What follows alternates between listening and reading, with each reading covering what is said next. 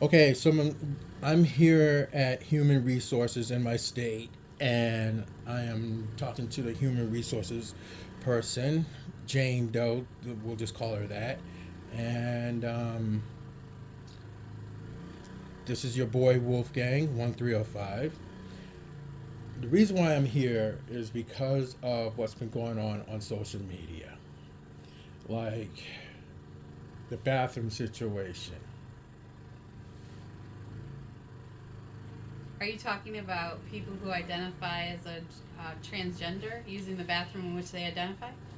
Okay, Um, I'm just gonna make notes. Here in this state, and I've been watching a lot of stuff on on other platforms like YouTube and TikTok, and I've spoken to a lot of law enforcement and a lot of different people, a lot of mostly women, and they feel as though it's not right. You guys fought really hard to get where you guys to be at, You and mean me, guys, women wise? Okay. um, you guys fought really hard to compete with us guys for um, pay rate, sports, and everything else. My issue, and because I have two daughters, and like I have a daughter here in this state, and I have a daughter in Connecticut, and from your opinion, how do you feel about um, a man going into your space, going into your daughter space, a teenage boy going into your daughter's space in the locker room and in the bathroom?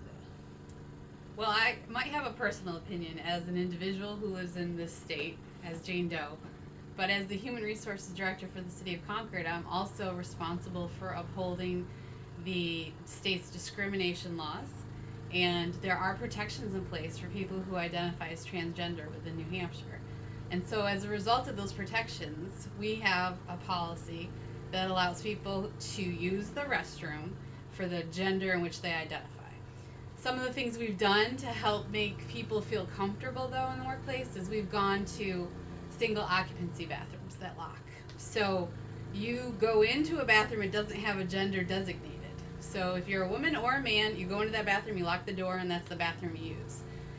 So again, this is not Jen or Jane or anybody's personal opinion. This is the policy that the city of Concord has as an employer within this state that we're not naming.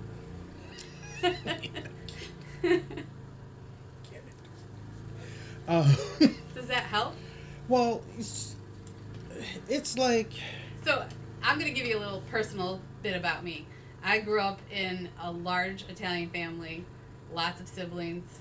much as I know with all the Italian people, that would never fly. Well, we only had one bathroom, right? And So you have one shower, you got one bathroom, you got people in line. So I'm used to having some traffic in the bathroom when I'm using it. But those are my family members. So that's family. it's a different experience. Hmm. But I think that did, for me, make me not as sensitive to this topic as maybe other people. And I can hear what you're saying is, as a father, you have some concern, it sounds like. And that's a personal viewpoint, absolutely. Um, I do have children, and I have found that they are pretty open to this experience at school. They don't have a lot of problems with people who are using the bathroom. There's more concern on their side from being bullied in the bathroom, not from the genders that are using the bathroom. It's There's a lot of things that goes on, like in other states, and I've seen on YouTube, whereas parents have gone to the school board meetings and made complaints. These are in the different other states, Mm-hmm. and they voice their opinion about like this person walks in invading their daughter's space, changing in their in the bathroom, in the locker room. So it's a double standard if you think about it. And over in Bernie's state, things had happened with on a girls volleyball team.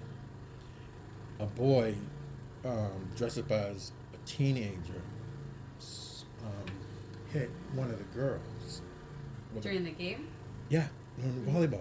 No, wait. No, it was in the locker room with all her friends and stuff. This is a real female teenage girl.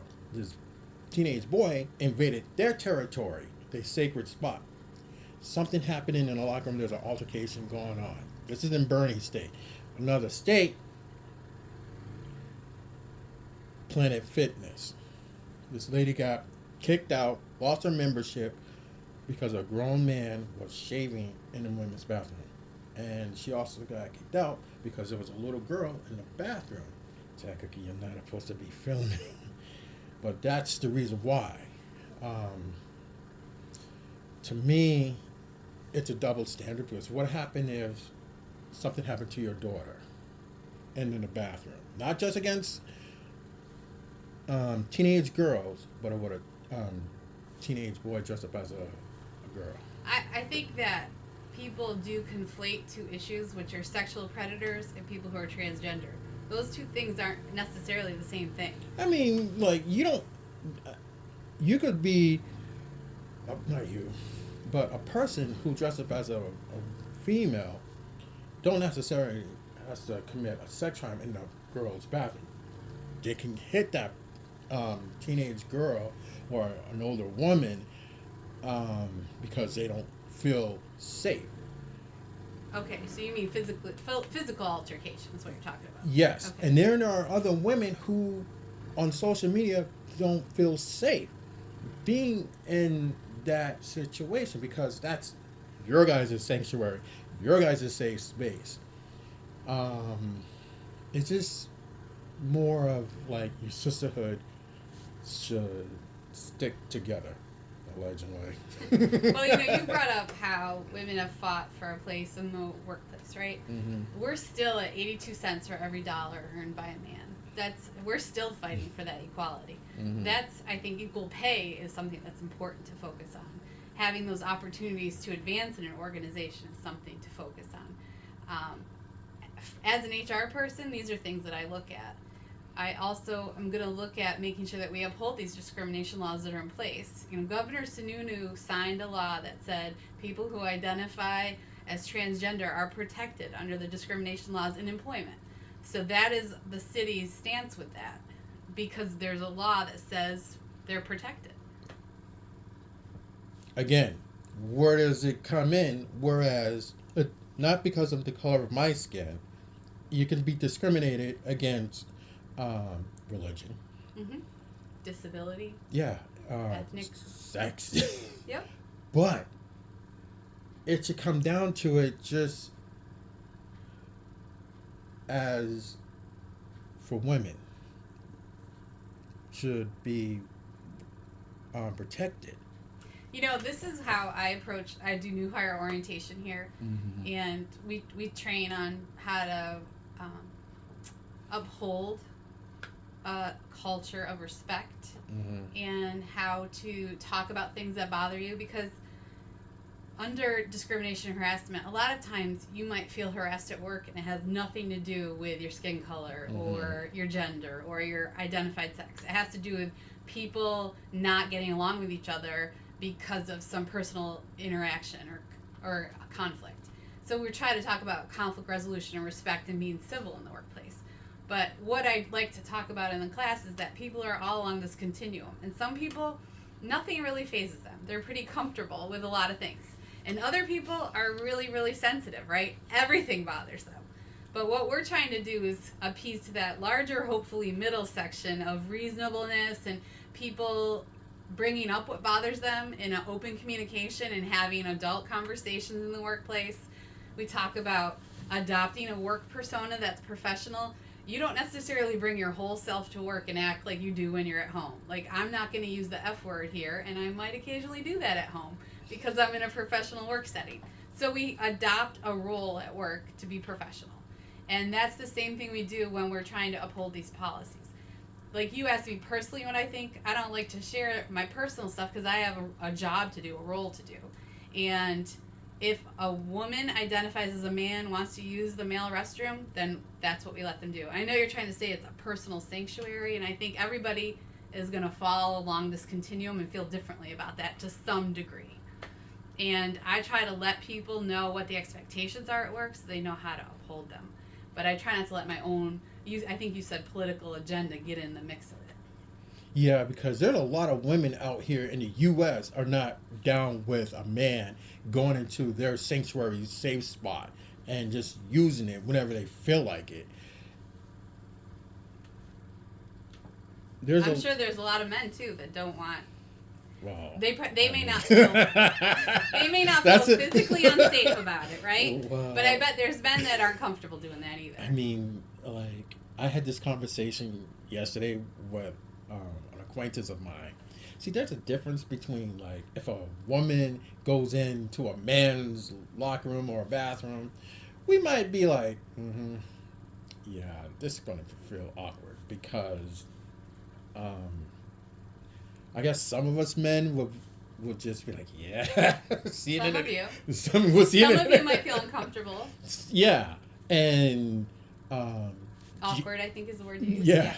And Janet, she has to go find another spot to go change. Well, you came into the men's locker room and the men's bathroom. Well, this is what's going to happen. You have to think like, well, is this person going to feel safe in a men's bathroom? The answer is probably yes, probably no. Depends on the person, right? Exactly. Just like with a woman. You guys should feel safe. That's the number one thing in the bathroom, in the locker room, where you guys feel safe. To feel safe to change, feel safe to use the facility, and go home. Well, I think that when we talk about safety, we talk about physical safety, and then we talk about psychological safety. And those things are important in the workplace. Mm-hmm. They're important in any aspect of life. And I don't know a lot of transgender people. I have worked with 2 here at the city. And what I found was that they want to go about living their life without causing anybody else trouble. They just want to be able to be comfortable with who they are. And we try to facilitate that. Just like we would try to facilitate you feeling comfortable to work here, or me feeling comfortable to work here. We're trying to make everyone feel physically and psychologically safe in the workplace. Well, that's great. But, there's a but. I feel as though a man shouldn't take something away from you guys. A man shouldn't do that. A man should stay in his lane. When this whole issue about people getting ready to transform to a woman, they went to the nurse's office and just used the bathroom. We were cool with that. That was when you were in school? Or as an example? No, that's the whole thing about when teenage boys were transforming to a female. They used the nurse's bathroom because if they used the girl's bathroom, things were going to be happening to them. They'll get attacked. They get jumped. So the school policy wanted to change all of that because now you're putting teenage girls at risk. You're putting grown women in a situation where what should they do? Should they make a complaint? Should they not use the locker room? Should they have to look around the corner when they go into the bathroom to make sure there's not a man in there? That's where this whole conversation comes in. I'm just wanting. It's not my fight. It's your guys' fight. Like Riley Gaines, yes. Rodney King? Riley, yeah, Riley Gaines. Oh. She's the Olympic swimmer. Okay. She fought really hard, and then she got the guy transformed into a woman, and Gender affirming. Yeah. yeah, and he got first place. She got upset, and Well, I don't have to deal with the sports question because I'm an HR person in an organization that doesn't have athletes. Other than we do have a golf course, so I do employ a golf in a professional. big city, the one that you got to go across the street and play golf over here, and has a big, huge white building. Yeah, I've been to that one. Um, Oh, That's yeah. really the only athletes that we have here are golfers. Mhm. So that's, I think, a different question that I don't have an answer to as far as do you make a different league for transgender individuals to compete in with one another? Because I do think there are physical differences between the two. But that's me as an individual talking, not as an HR person, because I haven't had to deal with that in a professional capacity. Mm-hmm. Yeah. Yeah, I've been to that golf course over there too. I don't golf really anymore. Yeah, so before I depart, I don't want to keep you. Thank you. This is a fight, like I said, belongs to you women, and this is a big fight that you guys need to put your differences aside and come together as a whole unit and fight to get back what belongs to you: sports and a bathroom, and just those two. And Well, Wolfgang, right? My fight is still with the money. I want to be paid equal to what the men doing the same job are being paid. And right now, that's where a lot of our focus is on equal pay for equal work. That fight that you're talking about, I know it's important to some women, but it is not something that I worry about because what I worry about is making sure everybody feels comfortable here at work doing their job. Mhm. And I'm not saying that I haven't fallen short of that. There are people here who may not feel comfortable, and that's where I need to put my focus. But Mhm. this particular concern that you're bringing forward has not come up here Mhm. at this employer yet. Right. Yet. But in the world of the society that we live in this, in the U.S., yeah, women deserve to get more equal rights and equal pay. There's a situation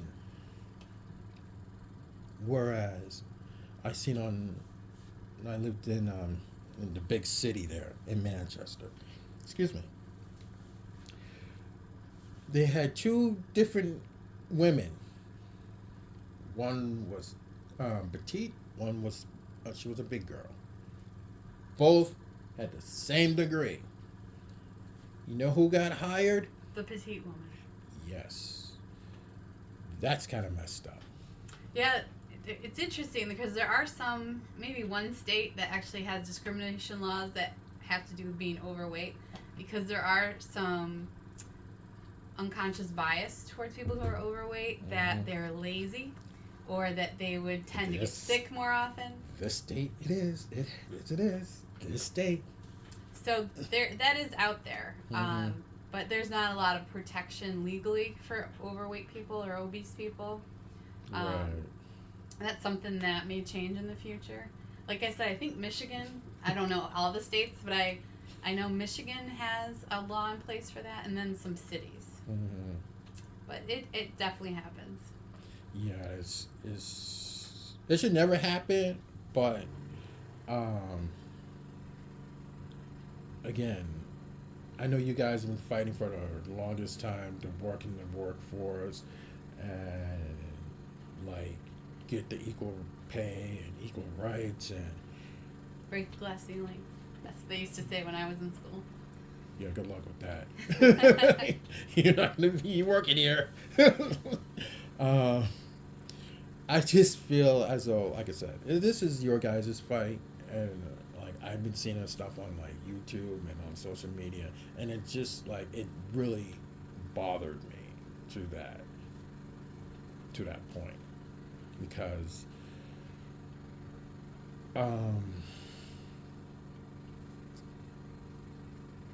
Riley Gaines is the voice for all you guys.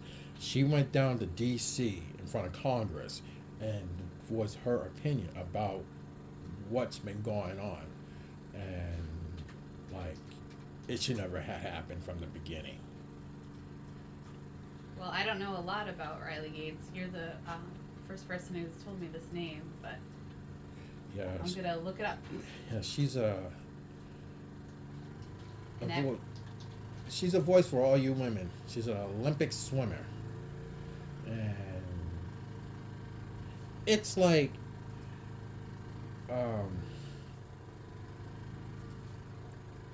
teenage boys dressing up as teenage girls. Now, let me ask you for your honest opinion. How do you feel about what's going on in, well, since I'm talking about school system, what about the books? There's a lot of books that have been floating around in the school system, and I read it, and I didn't expect it to come to this state because I seen it in, like on other states, and it came here on our doorstep. Inappropriate books, whereas your son could pick up and say, "Oh wow, look at this." I think, I have a 13-year-old, and once I bought him a smartphone, he has access to all kinds of things. And as a parent, I put in controls. I do monitor that, but he's going to see things there that I have to trust. He's going to bring to me that we have a relationship and a communication about. What they have in school libraries, I can also monitor, and I'd rather he get information in a school setting and that we share it together.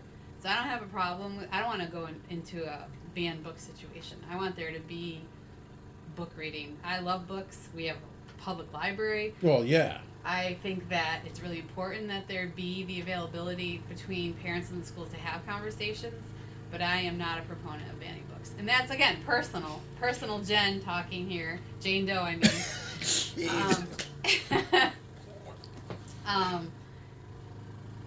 Again, I don't have to worry about that in this setting because we are not a school as an employer. But as a parent, you should feel concerned because there's like books in other towns and right here and like inappropriate books that kids could read, and like there's kids like go to these school meetings and said, this is like I remember I went to school in New York in middle school. I got a book out. It was like a survivalist book, kind of like Lord of the Flies. But, yeah, that's a great book. But it was not Lord of the Flies, but it was similar. And they had the C word in it. I had never seen the C word in print before. Mm-hmm. And I showed my mother, I'm like, can you believe this? I'm in 7th grade and this word is in this book. And she said, well, does it lend itself to the story? Was it appropriate in the way they used it? And I said, yeah, I guess so. And she said, then I don't have a problem with it. I'm glad that you talked to me about it. And that kind of stuck with me, that we had that open conversation. And so I like to instill that kind of same thing in my kids. Mm-hmm. I don't want them having access to pornography. Like, that's one thing. But I do want them to have access to books that I think will expand their knowledge and their... Your son plays video games? He does. Yep, there you go right there. That's a wrap. He is big into MLB The Show, which is a baseball game. That's all he plays? That's pretty much what he plays. He does play Fortnite, too, occasionally. Yeah, that... Fortnite is a good game. I don't play it. No? No. I have it, but I just don't play it. Gotcha. He's big into baseball, so that's his kind of... And fishing. Bass fishing. He loves going fishing. That's crazy. Yeah. I'm a good worm hooker. So you fish as well, too, with him? Yeah. Oh, my God. That's just crazy. It's nuts. I just, yeah, I don't do stuff like that. Um, Well, it sounds like you're busy. yeah, so we're going to end this little video and this interview.